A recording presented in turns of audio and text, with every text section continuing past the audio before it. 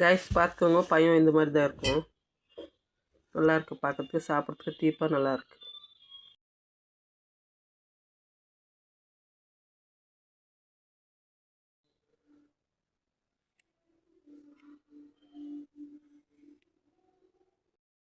Guys பார்த்துக்கோங்க, பையன் இந்த மாதிரி தான் இருக்கும். நல்லாயிருக்கு பார்க்குறதுக்கு, சாப்பிட்றதுக்கு டீப்பாக நல்லாயிருக்கு. பாருங்க கைஸ், தோல் எந்த மாதிரி இருக்குது. பையன் சூப்பராக டீப்பாக ஸ்வீட்டாக நல்லாயிருக்கு.